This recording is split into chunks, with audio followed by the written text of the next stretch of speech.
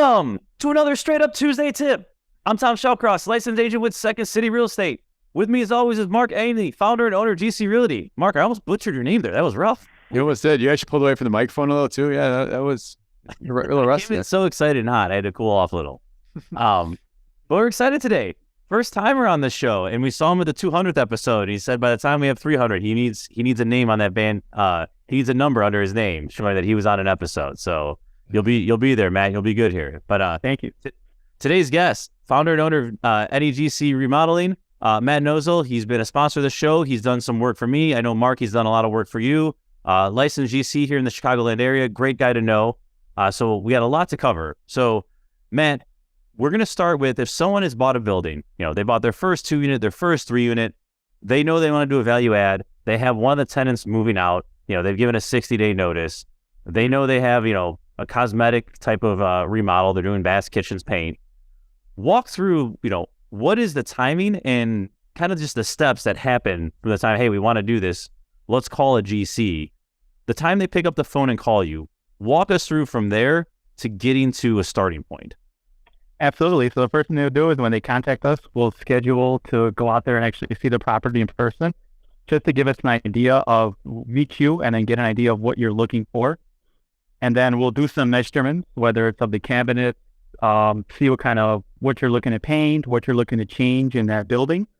And then I'll give you an examples of what we do and a lot of our tenant turnovers, just so you can get the best bang for your buck. And then we'll write you a formal estimate, which normally takes about 1 to 2 business days.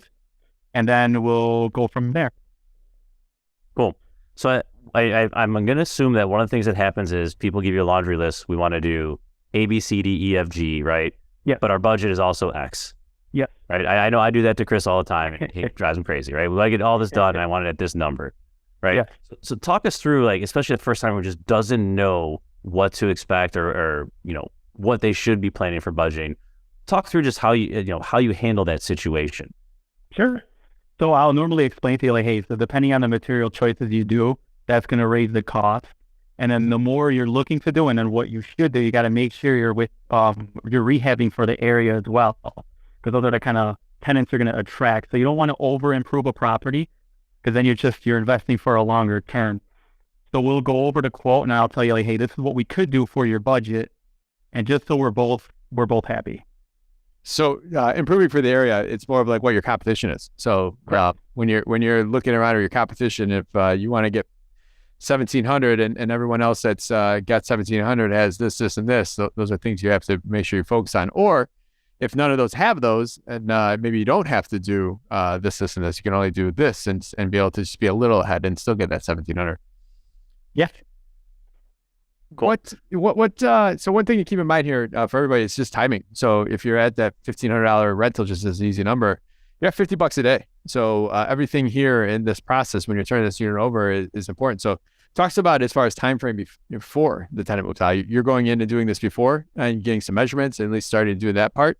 Yes. So we usually try to get it done everything beforehand. So we'll get the measurements. And what I like to do is I like to order the material pre-hand. So once we know the tenant's moving out, that we can just come in there right away and get this done as fast as possible. So we'll normally do the flooring first, cover up the flooring, and then get the painting done. Just because I know that's going to be what takes me the longest to get scheduled is my flooring guy. And then my painting guys are pretty quick. So normally you try to get in and out of a tenant turnover within the first week. But if it's a bigger project, the more you add on, the longer it takes us to finish. Got it. Let's talk through then, when should someone look to contact you, right? So let's say they're doing flooring, paint, bath and kitchen, right? The typical cosmetic upgrade. Yeah. I got a tenant, I have a tenant moving out June 1st. They've given me notice. They bought a house. Yeah. And when should they be contacting you? The best time for me would be 2 weeks before. Got it. So they're contacting you mid-May, but by that time, you got to get an estimate done. You got to get everything ordered. It's still pretty tight there. Yeah, it could be, just depending on what you want. The bigger the project, the more time that we would ask for. Boom. Okay. So then you come in, you guys go back and forth on budget. What are some mistakes you've seen people make in this part of the game, right? You talked about over improving, but what are some other maybe gotchas that you've seen investors do and that our listeners should be aware of? They change their mind. So they'll be like, hey, you know what? I want this kitchen cabinet. And then you order the kitchen cabinet and then you want to change it. They want a different color faucet. They want different kind of light fixture. So everything should be done before we start, not during the process. That would help us out. And I imagine that include add-ons too. So not even just change orders, but it's like, oh, also while you're in there, can you do this, this, and this? I imagine that's another thing that tacks on days. Oh yeah, definitely. That definitely does.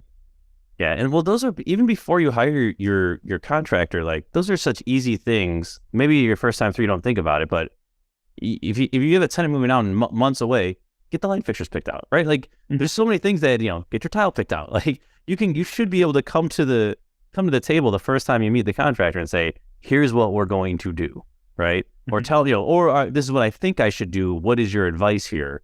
But instead of just coming with your hands in the air and saying, hey, I know I want to do this. What is both your guys? I'm curious from both your guys' perspective, but like, what's your guys' thresholds when it comes to painting? Because painting ends up being on a normal turnover, unless you're doing flooring, but painting ends up being one of the biggest numbers usually. What makes you determine that it has to be painted or not? Normal wear and tear is a very wide definition.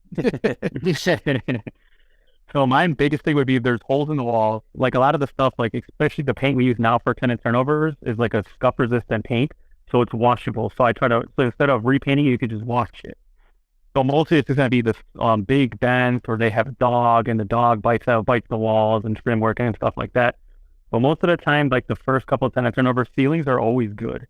There's never a problem unless there was a leak. So it'd only be just to refresh in the walls, or if you're looking to change the color. Now, for that paint that this is called miracle paint you talked about, think about this: when you're in a bedroom, you pull the bed away, you always got like those scuff lines like on the wall. Like, is that paint resistant against those type of not resistant, but you're able to wipe off like those type of marks on that type of paint? Yes. So it's a new paint that came out this year from Behr. Okay. All right, we'll have to put that in the show notes. What's your thoughts, Tom, on that? We've been pretty fortunate. So, we've had a lot of tenants who come in. Keep in mind, like we're going over the top with a lot of our stuff, right? So you're attracting people who aren't going to beat it up. You're still going to have your TV mounted. Like you're still going to have things that you're going to have to do. But usually it's, you get a guy in there to just patch and paint, and it's not a huge ordeal. Now that's much different than when I was having the small single families on the south side. Like that was almost painted. You're doing the walls every time. Sometimes you're doing the trim, and sometimes you got a big number there that you're staring at. So I think it's very. I think your tenant plays a part into this. Like, is probably the biggest driver, right? Like, of how much did they beat up the place? I mean that, some on the tenant and some just the way it is, right? Like, I have 4 kids. If I moved into an apartment, like, it's gonna get beat up. No matter what, we can be great people. Like, it's going to get beat up. There's 6 humans.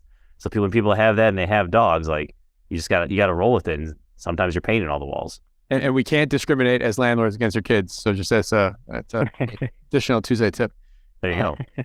Yeah, no, it ends up being one of the biggest items on there, and it's always. I think there's a level of freshness too when you paint. That smell, like new car, new paint, like. So I think that's a big part of the overall process as well too. Yeah, agreed. Yeah, I also just pulling on that thread a little bit longer. Like, what's your take on just the pictures you're going to show, right? This is one thing I'm running into is like, hey, this unit was remodeled, brand new, gutted 2 years ago, right? It's not as shiny right now. So like in my pictures, it'll look like all shiny, and it's like they go in, it still looks very nice, but it just never has that, professionally photographed, day one, no one's ever lived in it type of look. I almost feel like I'm letting people down at that point. Well, I think you do. And the funny thing is, so I've been doing the picture thing for, I call it 20 years now, I guess, and it feels like every couple of years you have to get new pictures just because technology and cameras get better. Yeah, sure. Maybe like you almost have to upgrade it no matter what. But I think there is a level no matter what. Even I think the way pictures are taken today, at call it the 0.05 view on an iPhone, or the panorama or the lighting. I think the no matter what, I think even your really good looking place doesn't look as nice in person these days than if you get the right photo. So I think it's an overall issue. I think there's no excuse for having bad pictures anymore. So let's just put that out there to everybody. But I think you can always recycle them at least once. Call it one turnover if someone was going to stay a few years. Yep. So Matt, one more question. Sure. When someone's looking to hire you, you're getting them a proposal. What are some things you see that investors miss, right? Like, hey guys, I'll do this scope, but by the way, like I highly suggest that you do X. So definitely check all the drains. Make sure the sink isn't clogged, make sure the toilet isn't backed up, make sure the tub drains smoothly so you're not getting called out for service when you get the new tenant to move in there. So check all the plumbing. Definitely check all the plumbing. So are you just rotting all those for everyone? If it needs to, then yes. But normal the time we just flush it or pour some Drano cleaner in all the drains and then just flush the whole system. Got it. Good tip. I like that one. That's nice and easy. Right? So, well, cool. We're going to have you back on, Matt. We'll talk about when someone actually looks to hire you and the fun stuff, the construction process. But this is good for just understanding, as an investor, come to the table prepared here, right? Come to the table ready with some questions, ready with some ideas, as opposed to putting your arms in the air and saying, hey, I need help.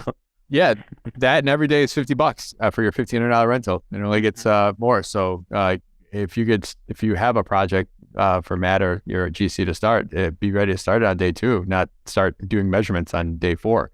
So exactly. Yeah, good stuff. All right, let's do a quick Chicago fact here, Mark. All right, brought to you by Renovo Financial, and today's Chicago fact beneficiary, when I get this right, will be Jenna Ford out of Waukegan, who bought a T-shirt in October. All right, so this is going to air after the fact, I think, but it's that St. Patty's Day time of year over here. We just had I was at the Northwest Side Parade yesterday. We got the actual holiday coming up. So, Mark, roughly how much of Chicago's population, and that is within the city, so the 2.7 or whatever our number is, how much of that population claims Irish heritage? Is it 100,000, 200,000, 500,000, 750,000?